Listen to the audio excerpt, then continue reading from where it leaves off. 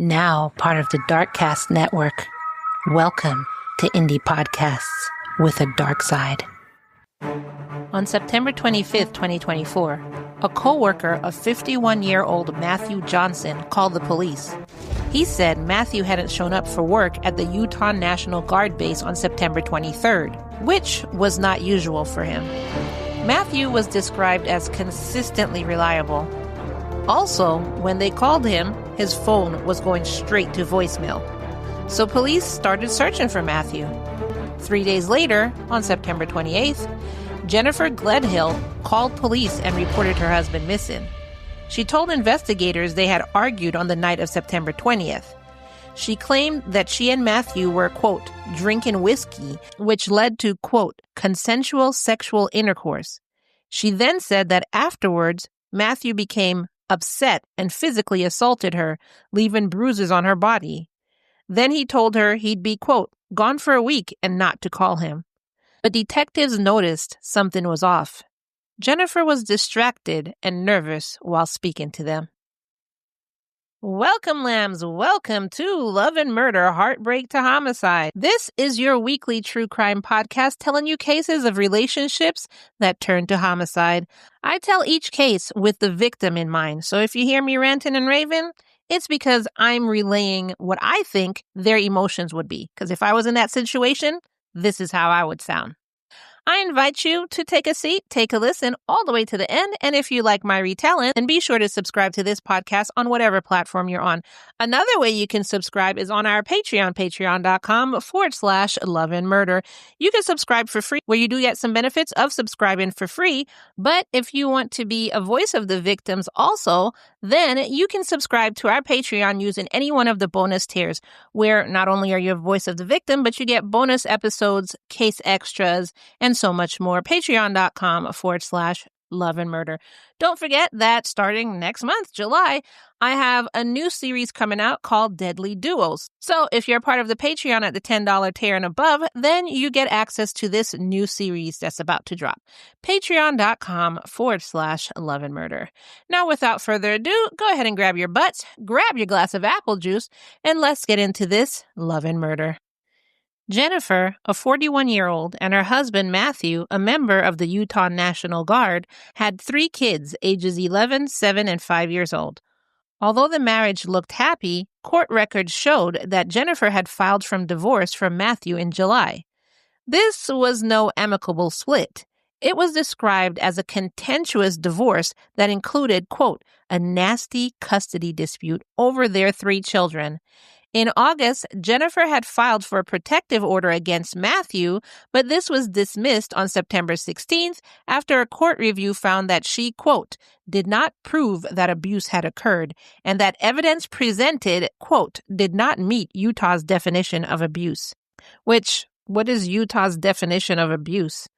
So, okay, I had to look that up because that was a weird way to word it.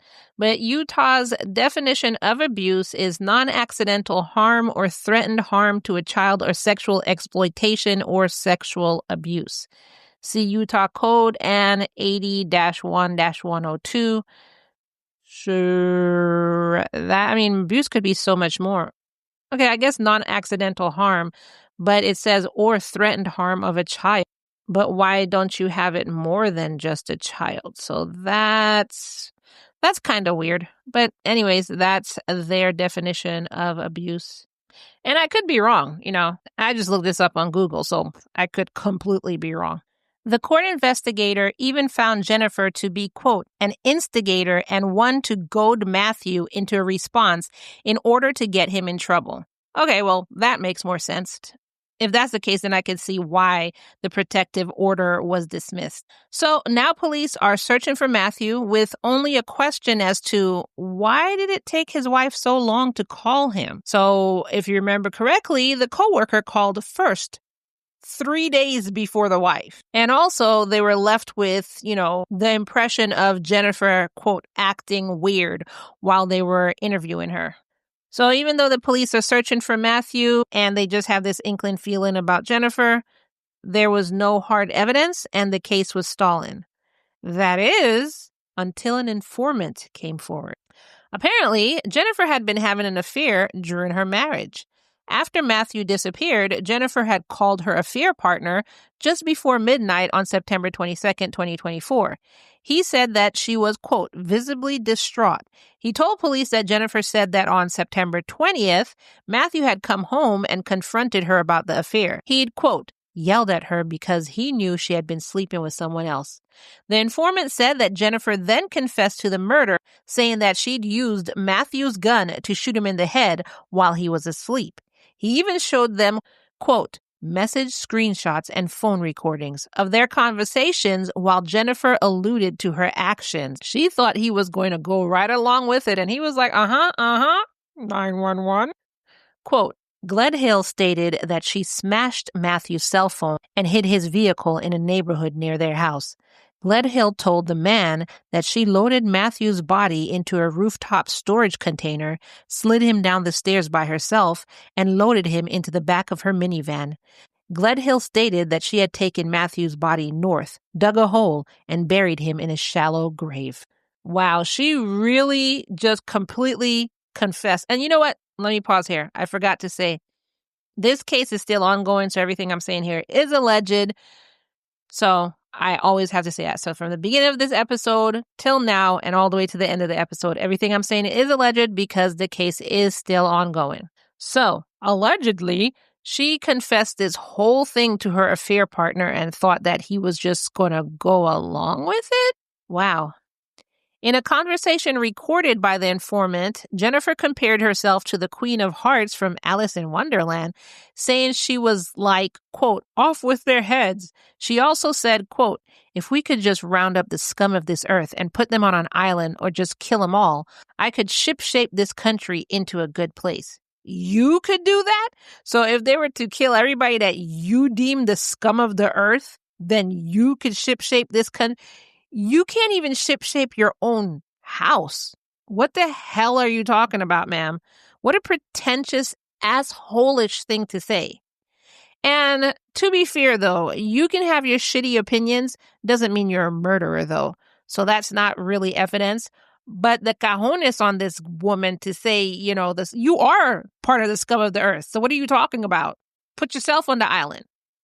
Anyways, I digress. And that's allegedly. She's the scum of this earth. In one text exchange, Jennifer said, quote, I washed everything and vacuumed, and it's not an issue anymore. She then told him to stay quiet, quote, and that it is not a crime to not say anything. Actually, yes, it is. If he didn't say anything, he could be arrested too, knowing that somebody just confessed to murder. It is a crime. So again, what were you talking about, the scum of the earth, and you could shipshape this country? You don't even know what the law is. So with this new information, police looked into Jennifer's phone history, and this showed that she never received or placed a call to Matthew anytime after September 21st, which actually contradicted what she had told them in her interview with them, because she said Matthew had called her, and that's when he said he was taking a break. Police also tracked Jennifer's phone GPS data. On September 22nd, she drove north on I-215 towards Legacy Parkway. Surveillance video at a gas station in Centerville also recorded her movement. Then, about 5 hours later, Jennifer was seen on another surveillance video at a gas station on Highland Drive, thoroughly cleaning her car. This led police to the exact spot where, on September 30th, Matthew's truck was found with his phone still inside. This was only 0.3 miles from their house. Doorbell camera footage from surrounding houses showed that the truck had been parked there on September 21st. Then, police got a search warrant for Matthew and Jennifer's home. There they found, quote, the entire wall behind the master bed appeared to have fresh white marks from cleaning. Several reddish-brown spots were located on the wall, bed frame, and blinds of the master bedroom. Detectives noted that the wall behind the master bed was covered in bleach. The master bed was pulled away from the wall, and the carpet below the bed was forensically tested and flashed positive for human blood in an area with a large circular pattern. They also found a new mattress on the bed, and forensic analysis revealed that the mattress had recently replaced the original one. Recently, as in the time frame of Matthew's disappearance. They also found blood evidence underneath the right side near the headboard. Quote, detectives noted a strong smell of chlorine in the basement and observed the black carpet on the stairs appeared to have bleach discoloration on several stairs. Initial tests on the blood stains confirmed that it was human blood belonging to a male, although DNA testing to confirm if it's Matthew's or not is still being done. But Matthew was the only male known to have lived in this house, so this is what police are taking into consideration. They also found a Glock 19X gun box wrapped in a baby's onesie, the same model of gun Jennifer showed her affair partner days before the murder. The gun itself was missing. Investigators spoke with Matthew's neighbor, and one neighbor told them that on the night of September 21st, she could hear Jennifer and Matthew arguing. The argument lasted into the early mornings of September 22nd.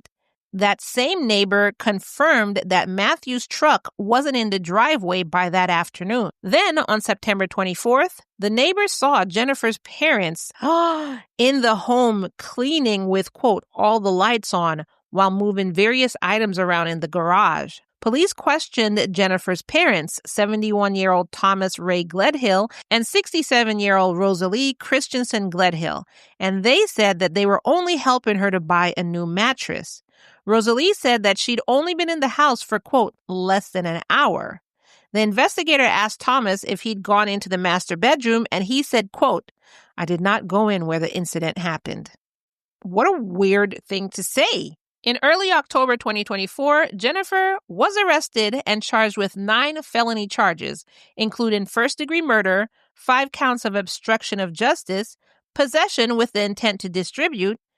Possession? Possession? What? What the hell was she in possession of with the intent to distribute? Desecration of a human body and witness tampering. With these charges, she could, quote, spend the rest of her life in prison. She was also denied bail. She pled not guilty and waived her right to a preliminary hearing. Oh, but that's not all. On October 24th, Thomas and Rosalie were arrested too for allegedly helping to cover up a murder. But if I remember correctly, the woman who said that she could fix the whole country said that if you didn't say anything, that's not a crime. Who knew that if you didn't say anything, you can get arrested? Who knew? Now, in their investigation into Thomas and Rosalie, police found that on September 18th, just 3 days before when authorities believe Matthew was killed, Jennifer had sent an urgent text message to her father saying, quote, I need $13,000 by Friday. The timing of this request raised questions with investigators about possible premeditation. Man, I wish I could just call somebody like, hey, by the end of this week, I need $13,000, please. Like, do you have anybody you could call like that? Records show that Thomas responded to his daughter's request on the same day. According to court documents, he then used Venmo to transfer $1,000 to Jennifer on September 19th. Several warrants were issued to search the Venmo account of Jennifer and each of her parents, including deposits, withdrawals, and transfers. Investigators say that the parents helped buy and deliver the new mattress, lied about how long they were at the house, and even wiped phones clean. Oh, wow. Phone records further implicated the parents, showing Jennifer called her father at about 1:46 p.m. on September 22nd for approximately 4 minutes while traveling north. During the time frame, it was believed she was disposing of Matthew's body. What do you think she allegedly told her father? So, both parents were charged with felony obstruction of justice, which, Jennifer, is a charge that you would get for not saying anything. Now, no one gave any explanation for why Jennifer needed $13,000. Neither the search warrants nor court documents specified what the requested money was for. And I think, it basically didn't specify it because they don't know either. And Jennifer's not talking because she says she's innocent. Legal analyst Suzanne Lazaro said, quote, without knowing what the money is for, it may or may not have anything to do with this case. Well, I mean, yeah. That's obvious.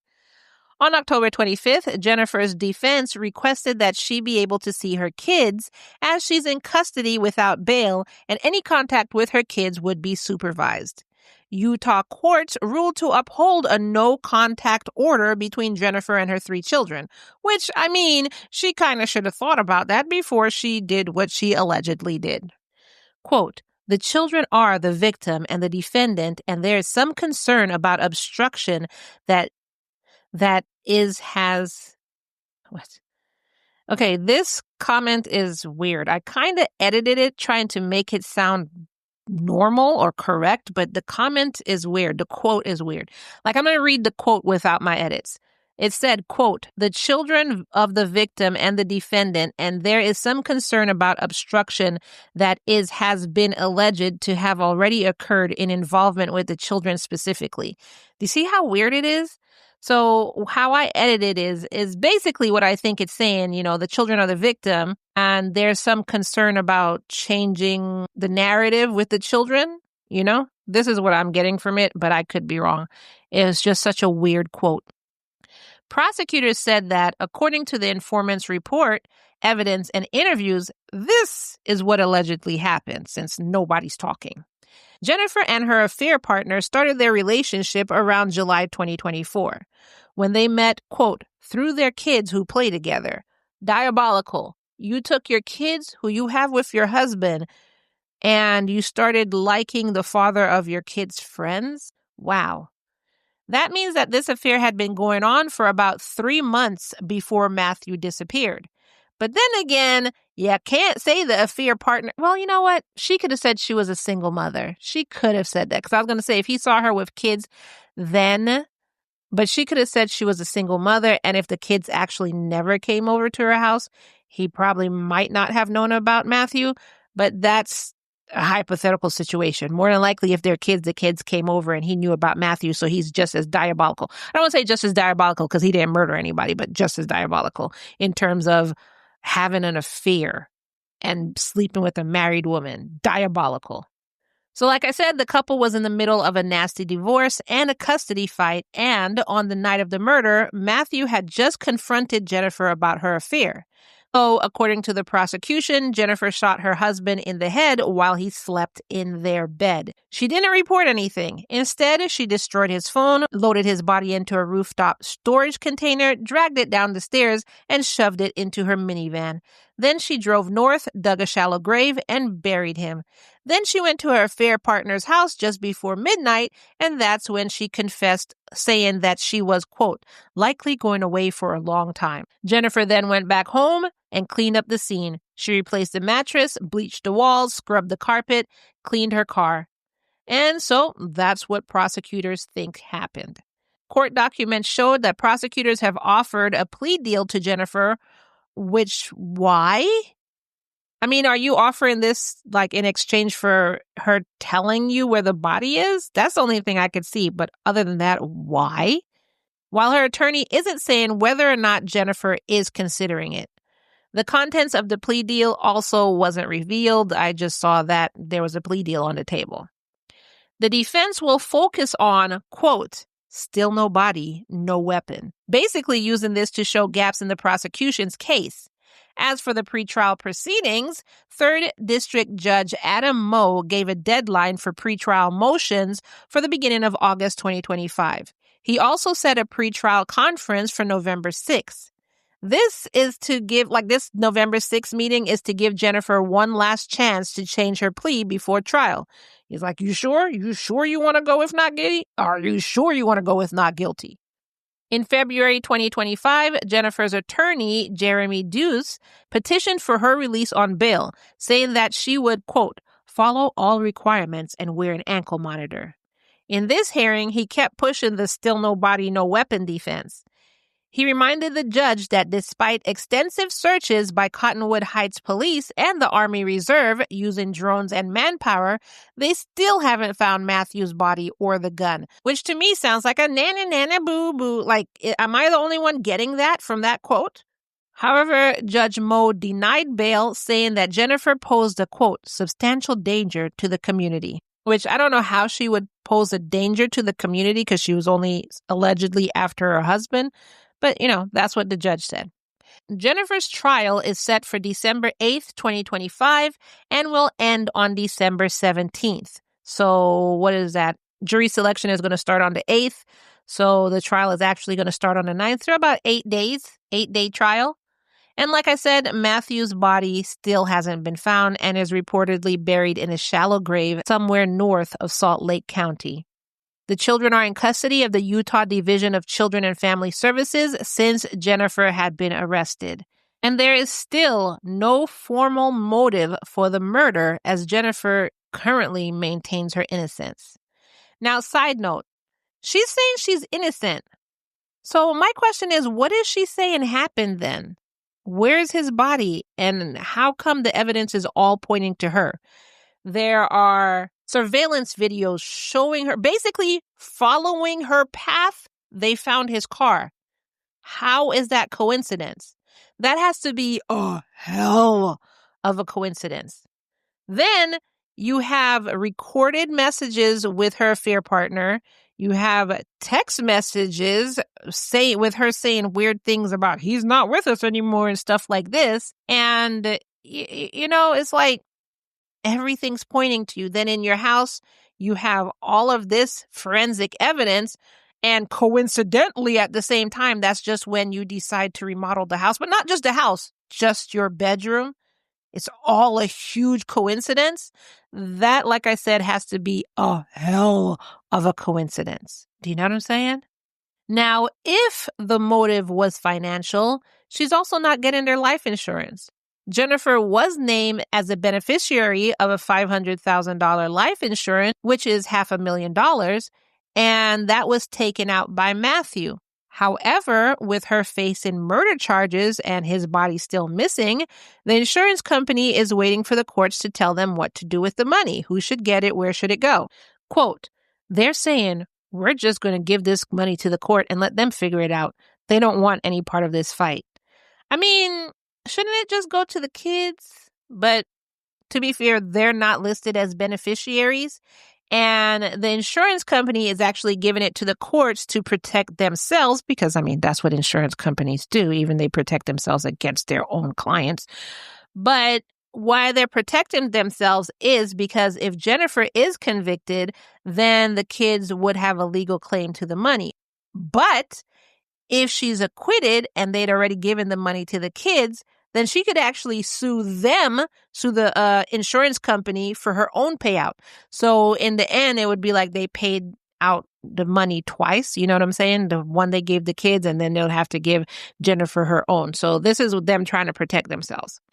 Jennifer allegedly told her affair partner that Matthew, quote, wasn't a person anymore. He wasn't Matt anymore. That's how she justified this, allegedly.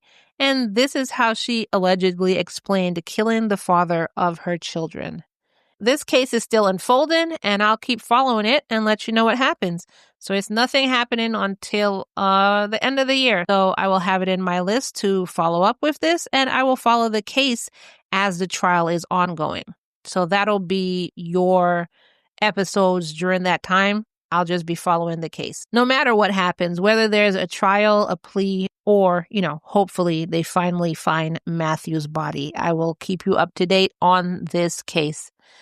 Now, if you are experiencing domestic violence, call the National Domestic Violence Hotline at 1-800-799-7233. That's 1-800-799-7233. Or go to thehotline.org. All calls are toll-free and confidential. And the hotline is available 24/7 in more than 170 languages. Now, don't forget, men experience domestic violence as well, even though they report it far less. Men, I'm talking to you. Don't let people's ignorance keep you in an abusive relationship. Just because your homeboys are going to laugh at you because you said, Jessica hits me and she beats me every night. And they're going to be like, oh, you're a dude. Why don't you do something? Let them laugh. And apparently they're also not your friends. So don't ever talk to them again. Don't let what you think people are going to say or even what people will say or are saying keep you in an abusive relationship. It's not their life, it's your life. And if nobody's supporting you when you're telling them something this serious, stop talking to them. They don't have good wishes for you, and they really don't care about you. It is better to be alone than to have people in your life, like friends and stuff, quote unquote friends, who don't care about you. It's okay to be alone. It's also not cute to stay with someone who hits you. So like some people say, oh, that's so cute. I like abusive women. There are some people who say that. It's not cute to stay with someone who hits you. It's not funny to stay with someone who verbally accosts you. And it's not healthy to stay with someone who's selfish, lies, or never, ever considers you. Everything is about them. That is not a healthy relationship, whether it's a relationship that you're in with a partner or even friends. That is not a healthy relationship. Talk to somebody. 1-800-799-7233. And that is all I have for you in today's episode. Let me know your thoughts on this case. Do you think this is a huge coincidence and she didn't do anything at all? Even though everything points back to her, it could be a huge coincidence. That would be, oh my God. Like, dude, that'd be the weirdest coincidence ever. Or do you believe she's guilty? Let me know your thoughts in the comments below, and I will read it out in future episodes. Don't forget, and I'm so excited for this, that we do have a new series coming out in the Patreon starting next month. I think it's coming out the second week of July. It's going to be, the first installment of it is going to be Deadly Duels, and we're going to have cases of couples who murdered together. So these cases are going to be in the Patreon, patreon.com/love and murder. But this particular series is only for the $10 and above tier. So if you want to get in on that, which like I said, starts July, the second week in July, then go ahead and join us over in the Patreon, patreon.com/love and murder. And if you join at the $10 a month tier, you also get other bonus episodes. I think you get like 2 other bonus episodes a month, plus you get case files, plus you get whatever just miscellaneous that I want to put out. So like I usually put out, like if I go on trips and I put out videos or pictures of the trips and stuff like that. So you get all of that if you join at the $10 and above tier. And don't forget, most importantly, you become a voice of the victim. So you help me get their stories out there and tell their cases. So just like this case, Matthew's body is not found. Who's there to speak for him, you know? So this is kind of what you would help me do by becoming part of the Lamb Fam. And we do have other bonus tiers. We do have a $3. We do have a $5. So either way, you can join and help be a voice of the victim. Patreon.com/love and murder. I'm looking forward to seeing you over there. And as I end each full episode, I want to remind you that it's, say it with me now, all love and no murder, y'all. Thanks for joining me. Thanks for listening all the way to the end. Thank you for your support, and I'll see you in the next episode. Also, stay tuned for my commercial guest. Bye. Editing Kai here. So, first of all, you can hear my loud-ass AC. But while I was searching for like the case extras that I add to the Patreon, I came across something, and I don't know how I missed it. This actually came from courttv.com. So let me read you this snippet that came from them. On Friday, prosecutors also read a transcript of a phone call between Gledhill and her lover. In the call, Gledhill allegedly apologized to the man for telling him what happened and told him to not think of her as a monster. She asked the man to remember her for who she was before she opened her mouth. Gledhill also told the man that the fact he was now scared of her broke her heart. Are you kidding me? Like, confession, anyone? Allegedly, and you said this over the phone while you were in jail? Completely recorded. Tell me, and I gotta say allegedly once again, tell me how you're innocent. How are you claiming not guilty when this is what you just said to your affair partner? You're literally saying, you know what? Anyways, I wanted to bring you that quote so that when you're answering the question of is she innocent or is she guilty, is this like a huge coincidence, just keep that in mind. Anyways, that's it. This was just edited in Kai here. Bye.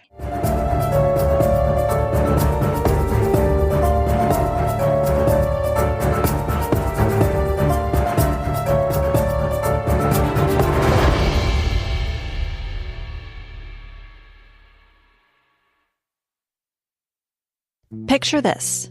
You're standing at the peak of a mountain, watching the sunrise paint the world in shades of gold. That feeling? Pure magic. The kind that makes every grueling step worth it. But what happens when that adventure takes a turn for the worse? When the trail isn't what you expected, and the great outdoors shows just how wild it can be. That's where Tragedy with a View comes in. I'm your host, Kayla, and in this podcast, I tell the stories of adventures gone wrong in some of the most beautiful and unpredictable places on Earth. From natural disasters that catch even the most seasoned explorers off guard, to true crime trails that unfold where tranquility meets terror. We dive into these close calls with disaster that remind us just how small we really are. But don't worry, it's not all doom and gloom.